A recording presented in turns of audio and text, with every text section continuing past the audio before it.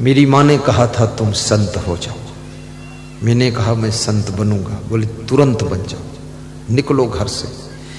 तो मैंने कहा निकलूंगा, गुरु ढूंढ रहा हूं। अरे बोले उधर ही ढूंढना जाकर, यहाँ गांव में सब कुसंगत है, यहाँ मन इधर उधर हो जाए। मैंने कहा इधर उधर तो नहीं होगा, लेकिन जाना तो है। बोले जाना फिर कभी आना मत, बस उधर चले जाओ, मध्य प्रदेश चले जाओ, कहीं जाओ।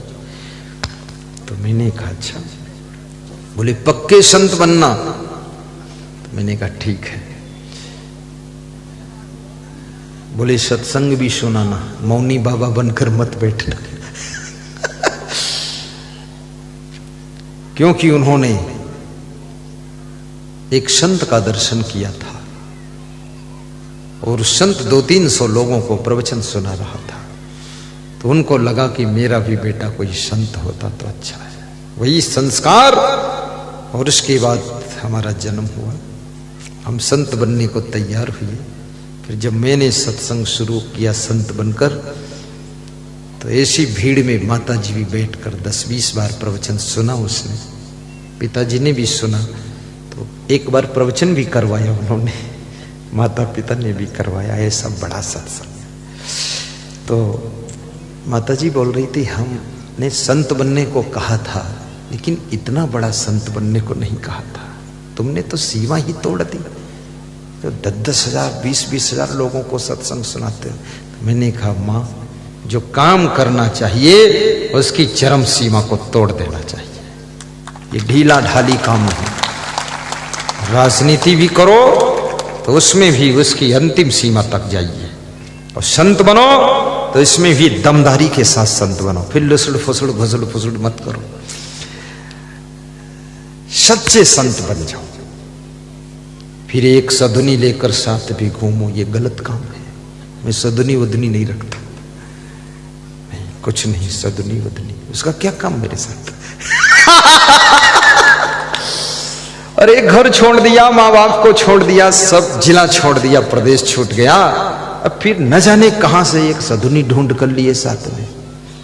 जरूरत नहीं सदनी पदनी की।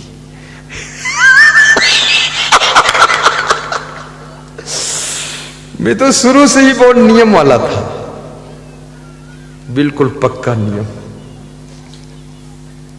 मैं कक्षा 9 में पढ़ता था, तो मैं किसी लड़की स्त्री को जब होश आ गया, मैं अपनी बहन को भी अपनी साइकिल पर बिठाकर विदा करने को, मैं नहीं जाऊंगा। बोले क्यों? मैंने कहा मुझे साधु बनना है। बोले तो मैं तो बहन हूं। तो हमने कहा और भाई है वो ले जाएगा आपको। बोले तुम? हमने कहा हम अभी से साधु है, पैंट शर्ट में साधु। गांव में कभी घूमने नहीं जाते थे, सैर करना, ये उधर घूमना, कुछ नहीं। आज भी कुछ देखने की इच्छा ही नहीं कि ये पेड़ देखूं, पहाड़ देखूं, कुछ नहीं। बस एक ही चीज में मेरा मन लगता है, वो है स्वाध्याय करना, यानी शास्त्रों को पढ़ना, किताबों को पढ़ना, अध्यात्म की किताबें। अगर वो मिल जाए, एक टाइम भोजन न मिले तो भी मन खुश रहता है। मैं किताबें लेकर चलता हूं साथ में, पढ़ता रहता हूं, बहुत सुख मिलता है।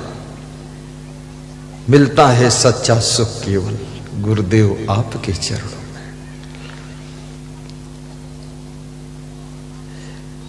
मैं आपसे भी कहूंगा, बिजनेस करो तो भी टाप का करो, ये कुनुन मुनुन नहीं। और संत बनो तो टाप के बनो। और किसी के मन में संत बनने की इच्छा हो, अभी शादी वादी ना हुई हो, तो मेरे से संपर्क कर लेना, संत बन सकते हो।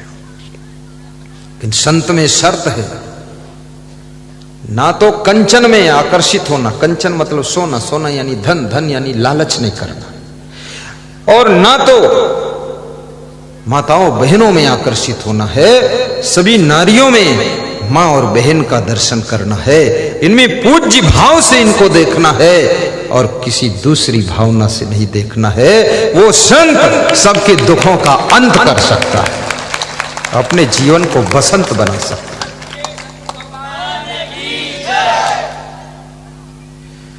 संत बिटप सरी तागिरी धरणी, परहित हेतु इन्हीं की करणी।